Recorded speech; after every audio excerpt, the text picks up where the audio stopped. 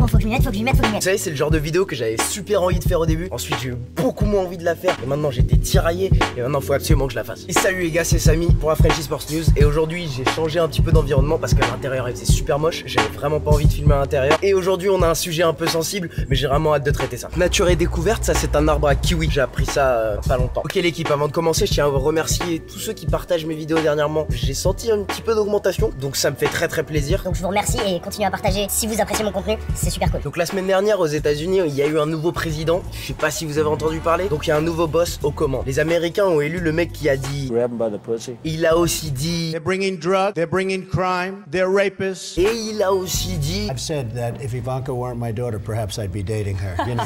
En tout cas, maintenant c'est le chef. La chose à laquelle je pense, c'est que s'il y a des aliens qui envahissent la Terre et qui demandent c'est qui notre chef et qu'on doit lui présenter ce mec en tant que représentant de notre race humaine, fait pas bonne impression, fait pas bonne impression. Ok, aujourd'hui on va parler des réactions dans le monde du sport américain à l'élection de Donald Trump. On va voir un petit peu ce que disent tout le monde et on est parti. Ok, d'abord on va parler des petites réactions à chaud qu'on a pu voir de la part de nos sportifs sur Twitter. On a Allen Robinson, le receveur des Jaguars, qui dit waouh. Il y a Joachim Noah qui demande comment ça a pu arriver. Et comme on est en 2016, DeMarcus Cousins, il a juste posté un emoji pour dire comment il sentait. Arrêtez de faire du bruit. Après t'as Dwayne Wade qui met un gif d'un petit chien mignon qui dit qu'il est pas content. Ricky Rubio qui prend un petit peu de recul, qui demande à l'Amérique pourquoi, comment, quoi. Je sais pas vous, mais toutes ces réactions à chaud, c'était un petit peu la même réaction que j'avais quand j'ai reçu la nouvelle. Un petit peu abasourdi, on se demande comment c'est arrivé, si c'est une blague. Après on a trois réactions un peu plus poussées. Et la première, on s'attendait pas que ça vienne de J.R. Smith. C'est vrai que quand on entend son nom, on pense pas non plus à un prix Nobel de science. Il a posté sur Instagram une photo de sa fille. Comment j'explique ça à ce visage? Tu peux être une femme éduquée dans ton domaine et ne pas avoir le travail parce que tu es une femme ou tu es noire. Comment je lui dis fais de ton mieux sachant que ça ne sera pas assez? Comment je suis confiant de l'envoyer jouer avec d'autres enfants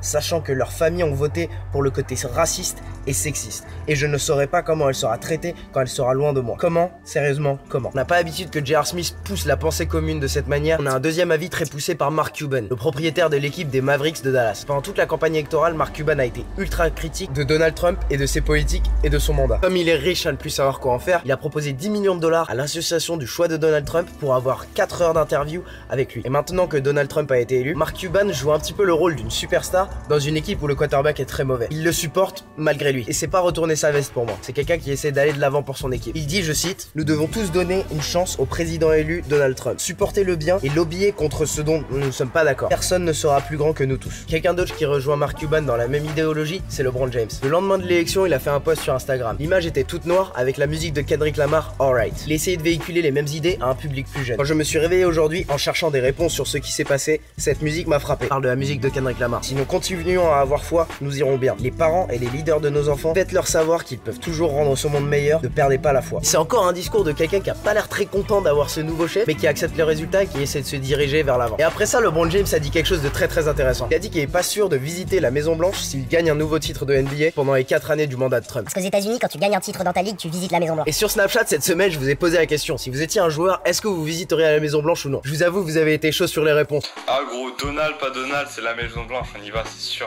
Je pense que tu dois y aller, hein. Même si t'aimes pas le personnage, t'aimes pas l'homme politique, c'est la tradition, faut que tu y ailles. Et puis t'es sportif de haut niveau, tu te dois de montrer l'exemple. Juste, t'y vas, tu montres que t'es venu, que t'as montré l'exemple pour pas que l'Amérique soit divisée. J'irai voir Donald Trump, tout simplement, parce qu'il fait du catch. J'irai aussi pour y voir sa femme.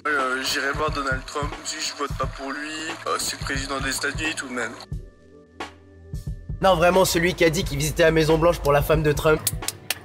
Ah mais on y va tous ensemble hein, les gars. Juste pour vous rappeler, je fais les questions de la semaine du samedi au dimanche chaque semaine. Vous pouvez avoir une chance d'être dans la vidéo de la semaine. On va continuer avec les réactions un petit peu plus poussées. Certains d'entre vous doivent connaître aussi Umenyiora, un ancien defensive end des Giants qui a gagné le Super Bowl contre les Patriots. Il a tweeté quelque chose de très intéressant. Au lieu d'être énervé, prenez cette opportunité d'apprécier le fait que tout est possible. Et là les Américains, bravo, c'est vrai que tout est possible. J'arrive pas à avoir un stage, mais lui qui n'a aucune expérience est président de la Terre. J'imagine juste les Américains moyens qui étaient en train de discuter avant de voter. Oh, on a eu un heure à la Maison Blanche, mais qu'est-ce qu'on fait cette fois-ci pour pousser encore plus loin? J'ai une idée, Denis, une femme. Oh, doucement, apparition. Attends, un idiot. Oh oui, on prend. Après il y a eu Colin Kaepernick qui a annoncé qu'il ne votait pas. Et on a beaucoup entendu parler de lui avec son histoire où il posait un genou à terre pendant l'hymne national. Et je vais être très critique de Colin Kaepernick dans ce cas-là. Il y a eu un agissement qui a eu un raisonnement national. Il a fait quelque chose de très bien pour sa communauté. Il a apporté beaucoup de reconnaissance sur un problème. Il annonce avant l'élection qu'il ne va pas voter.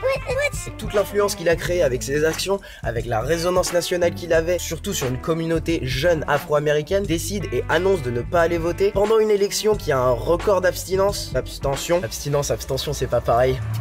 Donc prendre cette position et ne pas voter avec toute l'influence qu'il a, c'est perdre toute la crédibilité que toutes ses actions ont eu pendant ces derniers mois. Comme réaction très poussée, on a Joel Embiid qui est toujours le plus gros troll de la planète, qui dit que les USA sont en train de tanker. Tanker en NBA, ça veut dire faire exprès d'être mauvais pour avoir un bon choix dans la prochaine draft. Faut vraiment que je rencontre ce mec, c'est le second degré incarné. En 2m20 et des très longs bras. Et un dernier point que je vais aborder qui est un petit peu délicat sur cette élection, c'est Bill Belichick et Tom Brady. Ils ont absolument pas parlé de cette élection, mais par contre Donald Trump a été très éloquent sur le support de Brady et de Belichick. Donc, je suis absolument pas contre le fait qu'ils votent pour le candidat en qui ils ont confiance. Je sais que Tom Brady et Bill Belichick ont été amis avec Donald Trump avant même qu'ils soient en politique, mais dans un sport où la majorité des joueurs sont afro-américains, dans un vestiaire des Patriots qui est aussi uni, beaucoup de joueurs afro-américains dans ce vestiaire peuvent s'asseoir et regarder à droite à gauche qui est mon boss, qui est mon capitaine, quelles valeurs humaines ils ont défendues pendant ces élections. Ça peut créer une sacrée friction entre certains joueurs. Je comprends le succès des Patriots, je suis d'accord que c'est une des équipes les plus dominantes des 10 dernières années. J'aurais préféré que leur nom ne soit pas associé avec ces élections. Et à les entendre dernièrement, ils sont pas très contents que leur nom soit sorti. C'est un sujet très délicat et j'espère que ça va pas briser leur vestiaire. On connaît les Patriots, ils s'en sortiront toujours. De toute façon, on les verra au Super Bowl et ça va être encore eux qui ont gagné, ça va être chiant. En tout cas l'équipe, c'est tout pour moi cette semaine. J'espère que vous avez apprécié cette vidéo. C'était un sujet un petit peu délicat mais j'avais vraiment envie de parler de ça. Si vous avez bien aimé, partagez-la autour de vous, vos potes, votre club, ça m'aiderait vraiment beaucoup. On se revoit mercredi prochain, 18h pour plus de NBA, plus de NFL. Et ce sera tout pour moi. Allez, ciao!